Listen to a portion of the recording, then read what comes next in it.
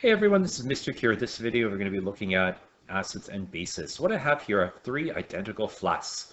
One of them has an acid, one of them has water, and one of them has a base. How can we tell them apart? Well, the answer of course is using indicators, acid-base indicators. The color will determine what's what. Now, what's the difference between an acid and a base? Well, let's take a look. So here I've got hydrogen chloride dissolved in water. So I'm going to have hydrochloric acid. Here I've got just water, and here I've got sodium hydroxide. So let's see what happens. So let's look at sodium hydroxide first. So sodium hydroxide, remember, is an ionic compound. It consists of sodium and hydroxide ions in a crystal lattice. And what happens is water molecules come in here. So there's a little water molecule, okay? And they disrupt the interaction between the ions, and the ions are separated in the process we call dissociation. We've seen that before. And then what happens is we've got hydration, where the positive end of the water molecule stabilizes each of these ions, right? So you've got the negative end of the water molecule stabilizing the sodium ion, and the positive end stabilizing the hydroxide ion. All right, how about acids? Well, what makes an acid an acid? Well, acids are composed of hydrogen chloride. And what happens in water is water encourages the breaking of this covalent bond. So you end up with this hydrogen ion and a chlorine ion. So the two electrons that were in the bond stay with the chlorine. And as a result, we end up with two ions. Because we're breaking the covalent bond, this isn't dissociation. This process is called ionization. And just like before, with the sodium and the hydroxide ions, we've got the water molecules coming in and stabilizing each of these ions as well through hydration. So in your note, this is what you have. So if you're going to copy that down, and again, the processes of dissociation and ionization are very similar. They both produce ions. It's basically the difference is how they form those ions. All right. So next thing, I've got here a picture of one of my favorite snacks. These are Sour Patch Kids. I love them. Nice sour, tangy taste. Now, the reason they're sour is because of an acid, citric acid, in fact. And sometimes you use other acids like malic acid. So why is it that I can eat this acid over here, but I can't drink hydrochloric acid? It would be very dangerous to do so.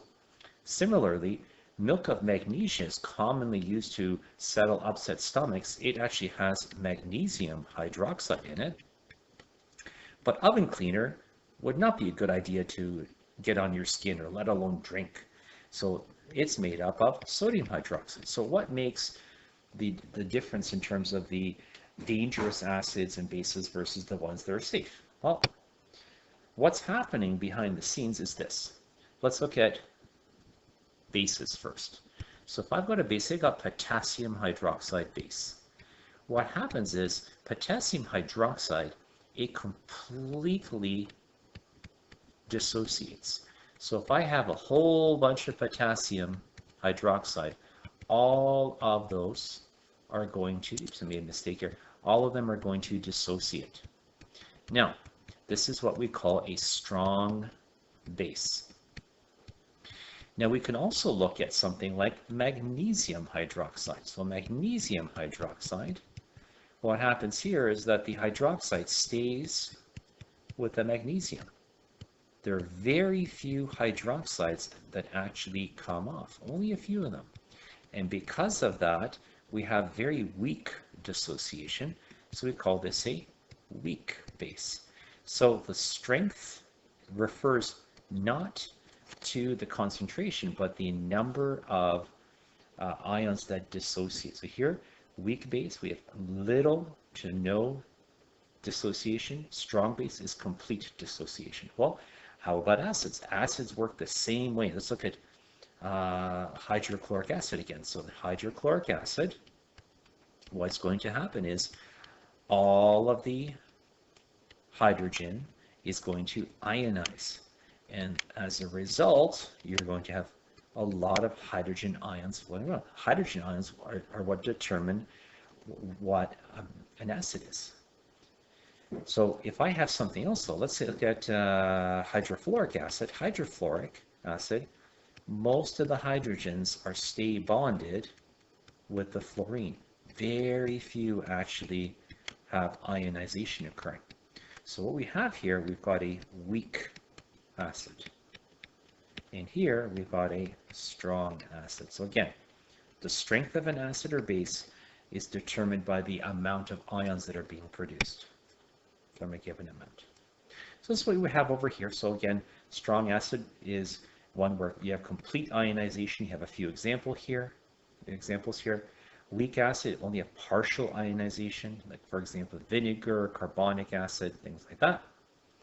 And then a strong base completely dissociates, and a weak base only partially dissociates. And you can see here some images at the bottom.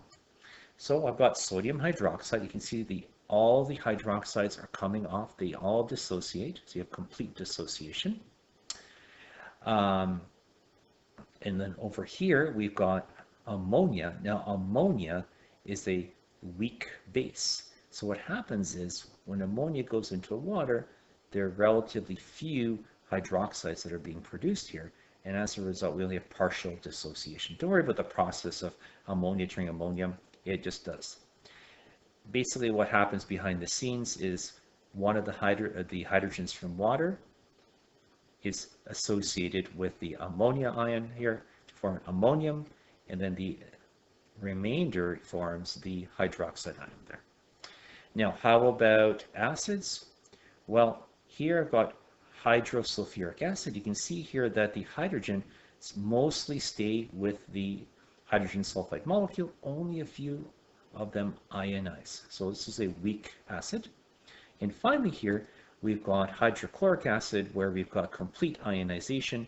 And what happens here is all the ions, the hydrogens are coming off and form ions in solution. So that's the difference between these. Okay, now let's look at the pH scale. So pH scale, we already know about this. We know that if you are on the pH scale at 7, that means you are neutral. So the solution is neutral. And as you go further away from 7 towards 14, you become more basic. And if you go further from 7 towards 0, you become more acidic. Okay. Now, the pH scale is really based on the concentration of hydrogen in water. We call it the power of hydrogen in water. So again, the pH for acidic solution is 0 to 7, basic would be 7 to 14, and neutral would be 7.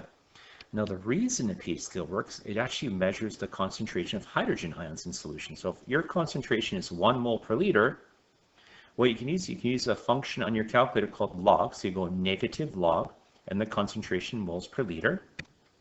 So negative log 1 gives you 0. Negative log 0.1 is 1. Negative log 0.01 is 2. So basically you're looking at the number of decimal places more than anything with log. And basically you have a concentration of 0.000001 hydrogen ions in solution. You have a pH of 7, and that means you're neutral. You probably noticed that every time you go between concentrations here, steps on the pH scale, it's a factor of 10 that we're changing.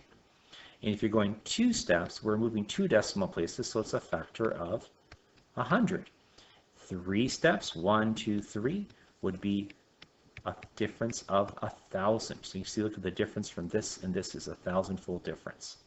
So each step is 10 times. You multiply by 10. So if you look at pH 2 and pH 4, so pH 2, let me draw a little mini pH scale here. 1, 2, 3, and 4. So we're looking at a difference of 1, 2 steps. So pH 2 is 100 times more acidic than pH 4. So let's practice these over here. So why don't you try these out, and then we'll check and see what your answers are. Okay, let's see how we did. So I have a little pH scale at the bottom here, and we're going to be comparing the pH differences. I've got 4 and 6. Let's look at 4 and 6. So this is a difference of 2 steps on the pH scale, so it'll be 100-fold difference. Let's look at 2 and 7, so it'll be from over here. 1, 2, 3, 4, 5 steps. So you'd have 1, 2, 3, 4, 5, 100,000 times difference here. And going from pH 7 to 14, be 1, 2, 3, 4, 5, 6, 7. So that'll be 1, 2, 3, 4, 5, 6, 7. That's 10 million times. So pH 14 is 10 million times more basic than pH 7. How about 12 and 9? So 12 is over here, 9, that's a difference of 1, 2, 3 steps. It'll be 1,000-fold difference. You get the idea. Just remember, every step you multiply by 10. And that's it. So that is it for acids and bases.